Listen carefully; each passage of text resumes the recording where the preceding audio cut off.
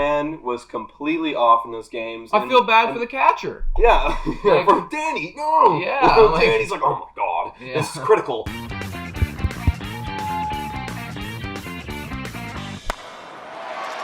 Hello, and welcome to Blue Jays Today, where we always have something to say about the Blue Jays. I'm your host, Adam Peddle. And I'm your host, Nicholas Playlog. And today, we're going to be talking about someone who has, he's been maybe getting on my nerves a little bit, and I feel like Blue Jays fans maybe across the board have been feeling this. Or at least that's what I've been reading. But before we get into that, please make sure to like and subscribe to this video if you want to hear more content. And please comment down below as to what you want to see. Whew. The guy that we're going to be talking about today is a guy who, not single-handedly, but definitely was a contributing factor to us losing 2 games. 2 games in a 60-game season. Like, what percentage of games is that? Like, almost 1/20th? The guy is Shun Yamaguchi. Mm-hmm. He's our closer. Well, not really our closer. He's our 10th inning man. Mm-hmm. Because normally in baseball, after the 9th inning, when the closer comes in and then we're going into extras. Usually, you either let the closer go another inning or you bring in your long reliever. The guy is supposed to give you extended innings because who knows how long it's going to be. But here's the thing that's different with this season.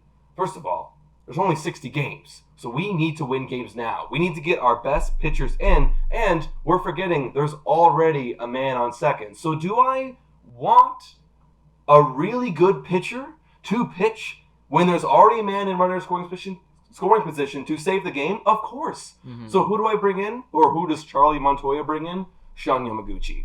Yeah, and here's the thing, though, is we signed this guy for this role. We did sign this guy for this role, and we're paying him right now $3.17 million a year for 2 years. All right, fine. And he did pretty well in Japan. I think he was sporting an ERA of, 3.19? Mm-hmm. Very, very good. Mm-hmm. So clearly he can do it. Although right now, he was all over the place. Yeah, this is the thing about Shun Yamaguchi that I saw in those games, and you saw in those games. His command is not there yet. No, it's non-existent. It's not there. It's literally like I throw here, and there's maybe a 25% chance it goes to where I want to go, but it's just peppering all over everything. Absolutely. His command was completely off in those games. I feel bad for the catcher. Yeah. For Danny. No. Yeah. Danny's like, oh my god, this is critical. This is critical.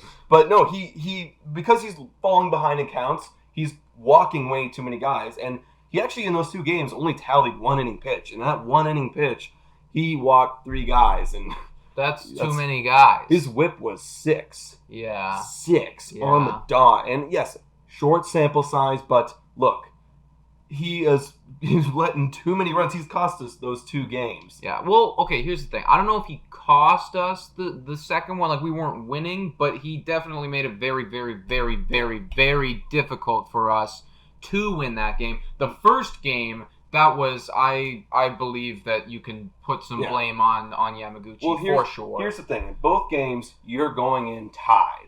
Yamaguchi hasn't seen the field. Regardless what happened, it was a pitching battle against Washington. It was a blow-up by Ken Giles in the game 3. But either way, your job is to save that run on second from scoring and give your chance a team to win. And he didn't. He just frankly did not. No, he didn't. He didn't absolutely and we haven't even said the most ridiculous number of it all, which is a 36 ERA right now.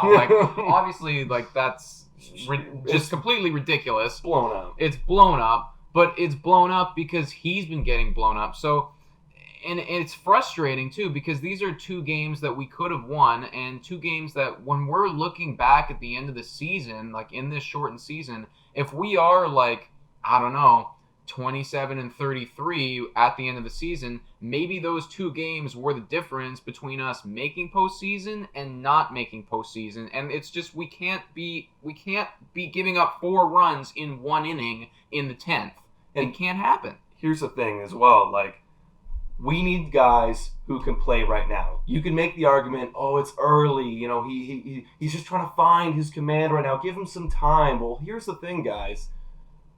We don't have time. Yeah, there's no time. We have 60 games. We need guys who can actually give us a chance in that 10th, 11th, 12th inning, whatever it may be, that long guy, to actually give us a chance. So what I'm proposing and what I think we should be looking for, the next time we're in a 10th inning, when we go into extras, I'd like to see an Anthony Kay or, my personal favorite, a Ryan Baraki, because they don't have a spot in the starting rotation. Right. But if we give those guys to be that long man in those special extra inning moments, then I think we have a better chance. Yeah, well, I mean, Montoya would be a complete lunatic if he put him back in. Not only just because of the statistics, but I think the amount of fan hatred that he would get for doing that would be just absolutely absurd. Realistically, what I'm expecting right now, I'm expecting to have many games in succession where we do not hear the name Yamaguchi. I think that they're going to hide this guy a little bit for a while. I believe he's going to be, the only time we're going to see him is if we're up by a lot or down by a lot. We always used to, you always used to have the pitchers that would you're only going to see him. It's like, this game doesn't matter anymore. Right. And we just need to burn some innings. Well, here's the problem, though, is I would even if we're up by 4, I don't even trust this guy at this current moment that he's going to be able to hold that. If this was a real season, if we did not have COVID right now, I would say, all right, clearly this guy's in his head. We know he can do it. Send him to the minors. Let him do his thing. Let him come back up. We don't have that option right now. So we're kind of stuck with this guy where it's like, all right, well, we have him. We're paying him money like we should play him, but he's losing us games. And that's why I think that we're probably not going to see him a lot for a little bit anyways. Yeah, I agree. And that's something to look forward to, guys. Do you guys think Shun Yamaguchi is going to be able to bounce back, get back that 10th inning role? I don't think he should be doing that right now. Yeah, I think that it's going to definitely be a more of a prove it thing. The leash is going to be shorter. We're going to be keeping a much closer eye on him, and it's going to be a lot more this is a Yamaguchi situation. Yes. This is just for him, perfect. Yes. Because right now, you can't, as a manager, if he was to put him in again and he did that again, then everyone's going to be up in arms, Montoya, you're not using your brain. It's the old expression, fool me once, shame on you. Fool me twice, shame on me. Yeah. Fool me a third time, I don't even know what it is, but just don't, screw me. Yeah, well, me. You know what I mean? It's also don't fix it if it ain't broke, but this is very clearly broken, so I would say maybe fix it. Yeah, let's fix it. Let's get someone else in that spot. I don't want to see another opportunity in extra innings blown by our bullpen. Yeah, but please let us know in the comments down below of what you think about our boy Yamaguchi. I want to know, man. Is he gonna find it? I hope so. I really do. I really hope so. And if you like our podcast, make sure to click the notification button, subscribe, and follow us on Google Podcasts, Spotify, Anchor, Breaker, Radio Public, and of course our Instagram. Yeah. Thank you so much for watching. And go, Jays, go!